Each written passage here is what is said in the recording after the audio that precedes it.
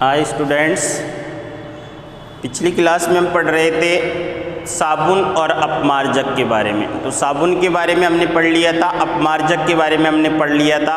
अब अपन पढ़ेंगे साबुन के द्वारा सफाई की जो प्रक्रिया जो होती है उसकी क्रियाविधि।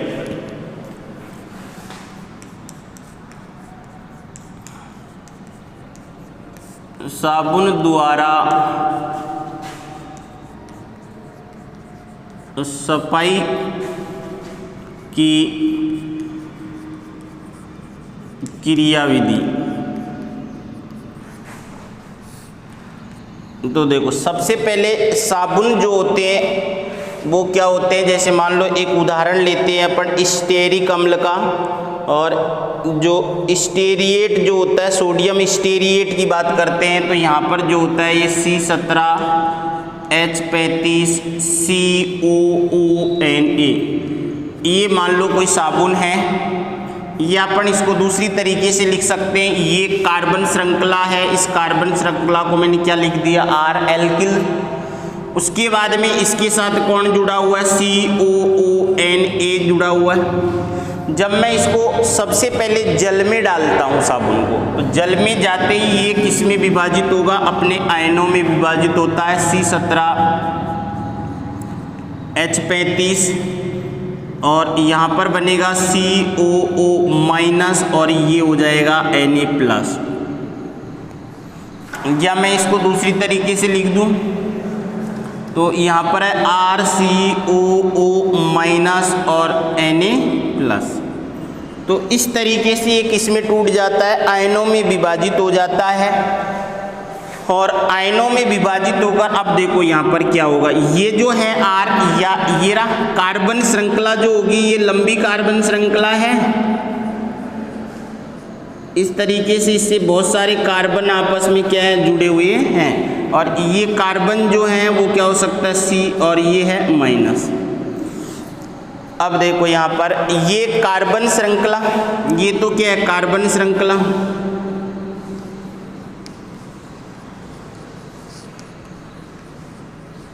ये तो क्या है, कार्बन श्रृंखला।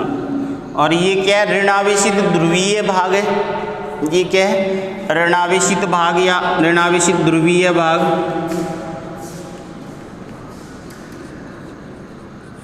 ऋणावेशित भाग है, ये क्या है, ऋणावेशित भाग। अब देखो ये क्या करता है, कार्बन श्रृंखला जो है ये है जल वीरागी। ये क्या है, जल वीरागी है। और ये जो भाग जो होगा ये होगा जलरागी, जल को चाहने वाला और जल का दुश्मन बोल सकते हैं। ये जल से दूर भागेगा, ये जल की तरफ आकर्षित होगा। क्लियर। अब यहाँ पर क्या होगा, ये कार्बन श्रृंखला जलरागी और वीरागी, अगर मान लो ये जल जो है, जल में ये अणु अपने आप को इस प्रकार व्यवस्थित करेंगे कि ये तो जल से दूर रहेगा और ये जल की तरफ रहेगा। तो यहाँ पर जो सफाई की क्रियाविधि जो होगी उसके लिए सबसे मेन बात जो है, यहाँ पर जो इनके अणु जो हैं अपने आप को इस तरीके से व्यवस्थित करेंगे। तो ये जो है यहाँ पर अपने आप को किस तरीके से व्यवस्थित करेंगे ये, तो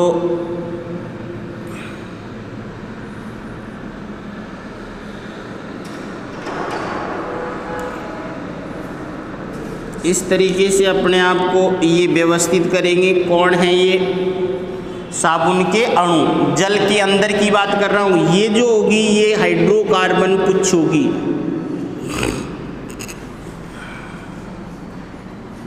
ये क्या होगी, हाइड्रोकार्बन पुच्छ।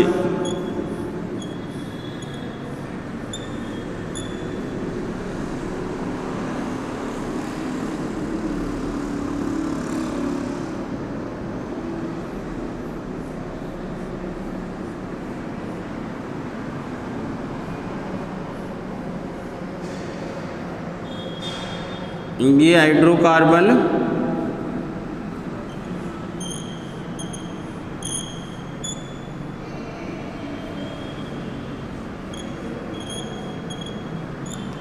तो इस तरीके से ये जो अणु हैं ये अपने आप को इस तरीके से व्यवस्थित कर लेते हैं जल के अंदर, और जो ये संरचना बनती है इसी संरचना को क्या कहा जाता है, मीसेल कहा जाता है। इस संरचना को क्या कहा जाएगा, मीसेल। ये क्या है, मीसेल। मीसेल में ये जो है ये तो है कौन सा भाग, ऋणावेशित भाग,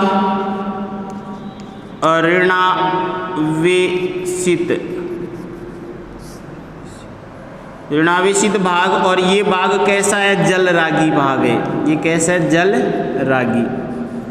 और ये भाग जो है ये है हाइड्रोकार्बन भाग।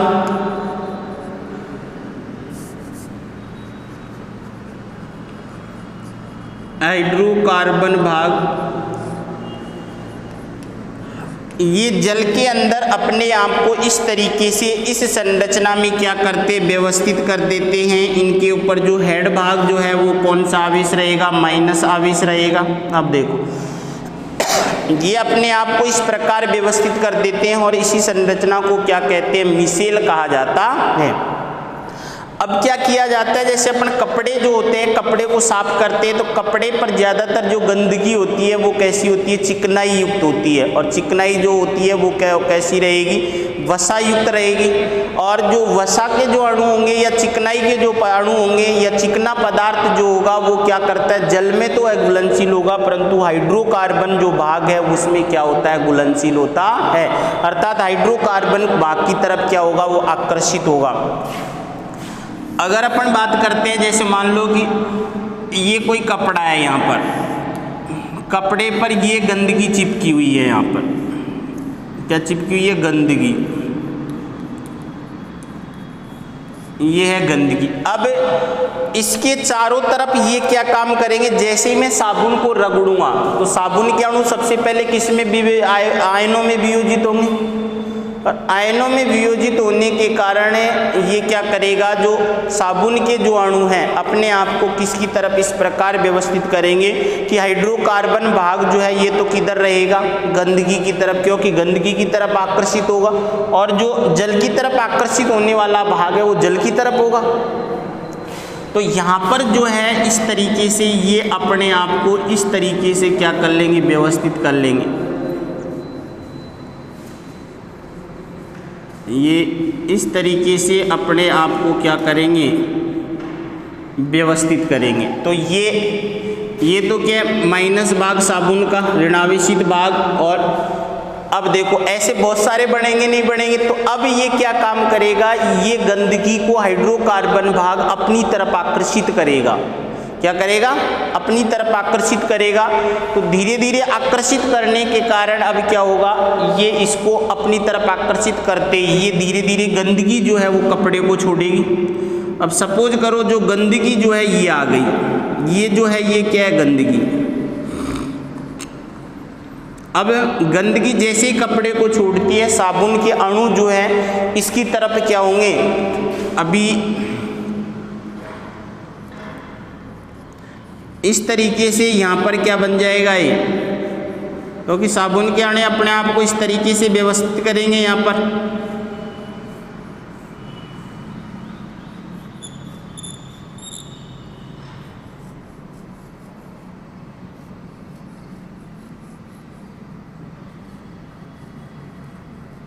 होगा नहीं होगा, और वही क्रिया हो गई। यहाँ पर ये क्या बन गया, मिसेल बन गया, नहीं बन गया। अब यहाँ पर ये भाग क्या है, ऋणावेशित भाग है। अब ये गंदगी कहाँ आ गई, जिस पानी में अपन कपड़े धो रहे हैं उस पानी में आ गई। अब बताओ ऐसी गंदगी बहुत सारी होगी क्या, एक ही गंदगी होगी, और ऐसे मिसेल जो ये भी बहुत सारे बन जाएंगे।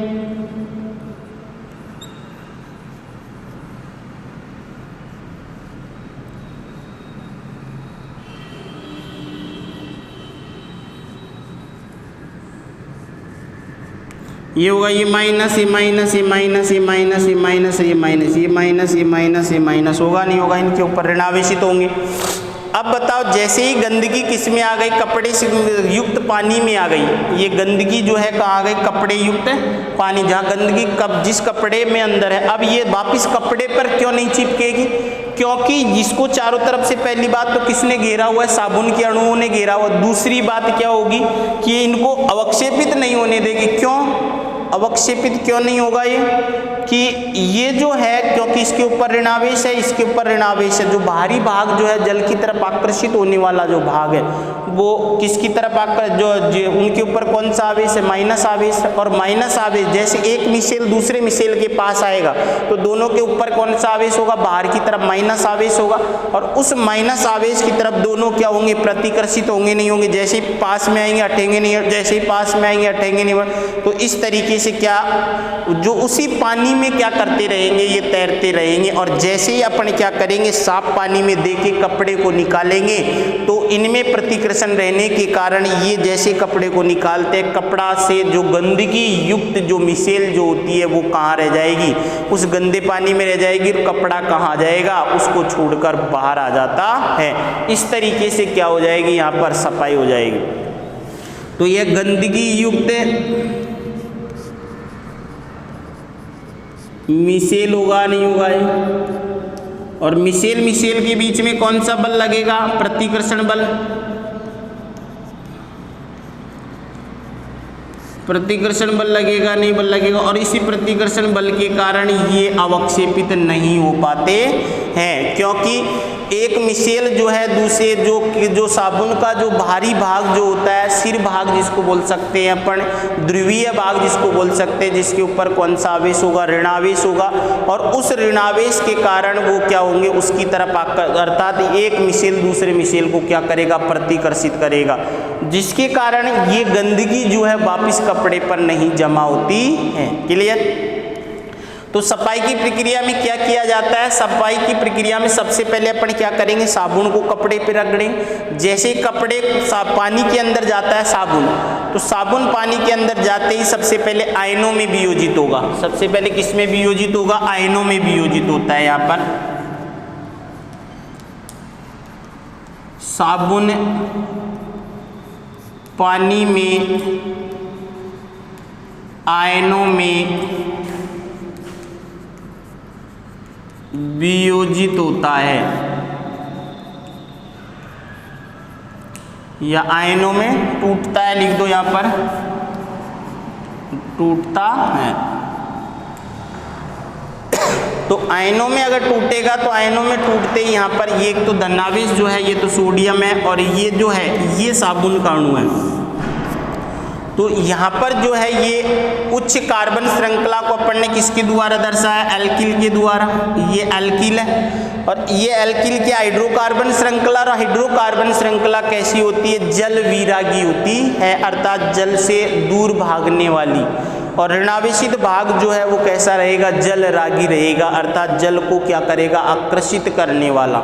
जल को क्या करेगा, आकर्षित करने वाला है। तो जल के अणु साबुन में क्या कर लेते हैं, सबसे पहले एक मिसेल संरचना का, और इस मिसेल के द्वारा ही सफाई प्रक्रिया होती है।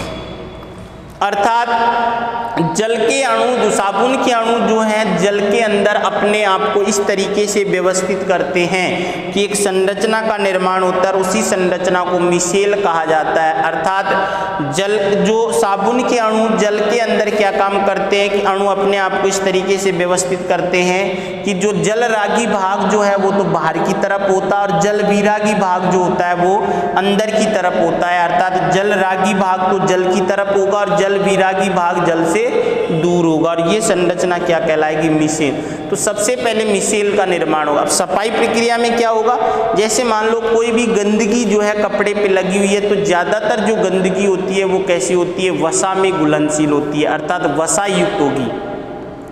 अब साबुन में क्या होता है, जैसे ही मैं साबुन को कपड़े पर रगड़ता हूँ, गंदगी जो होती है उस गंदगी में क्या होता है, जो हाइड्रोकार्बन भाग है ये जल में तो अघुलनशील है, जल से तो जल विरागी है, परंतु जो वसायुक्त गंदगी है वो क्या है, उसके प्रति आकर्षित होने वाली है। तो ये मिसेल जैसे अपन साबुन पे लगाएंगे, साबुन के अणु इस गंदगी के क्या हो जाएंगे, हाइड्रोकार्बन भाग युक्त, जिधर से हाइड्रोकार्बन भाग है उधर जाके क्या हो जाएगा, गंदगी से चिपक जाएगा, गंदगी को क्या करेगा, आकर्षित करेगा।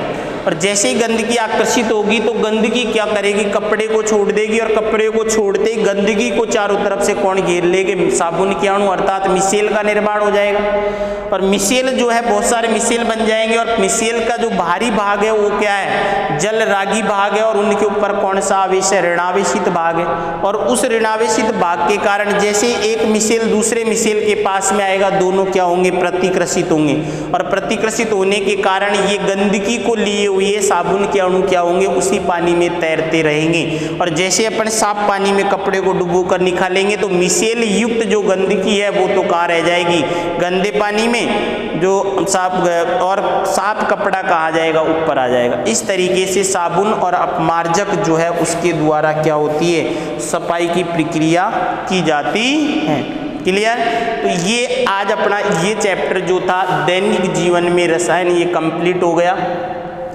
इसमें अपन ने सबसे पहले पढ़ा अम्ल, क्षार और लवण के बारे में कि अम्ल क्या होते हैं, क्षार क्या होते हैं, लवण क्या होते हैं। उसके बाद में अपन ने इस चैप्टर में जो अम्ल, क्षार और लवण को अलग अलग वैज्ञानिक जो थे उनने ब्रॉन्स्टेड लोरी अवधारणा पढ़ी अपन ने। उसके बाद में लुईस संकल्पना पढ़ने पड़ी, उसके बाद में आरेनियस संकल्पना पढ़ने पड़ी, तो इनको अलग अलग पढ़ा। उसके बाद में अपन ने क्या पढ़ा, पीएच स्केल के बारे में, पीएच क्या होता है, पीएच स्केल क्या है, पीएच का दैनिक जीवन में क्या उपयोग है उसके बारे में। उसके बाद में अपन ने कुछ रसायन जो दैनिक जीवन में काम में आते हैं, जैसे सोडियम क्लोराइड है, सोडियम हाइड्रोक्साइड है, विरंजक चूर्ण है, दावन सोडा है, बेकिंग सोडा है, प्लास्टर ऑफ पेरिस है, इनके बारे में अपन ने इनको बनाने की विधि, इनके गुण और इनके उपयोग पढ़े।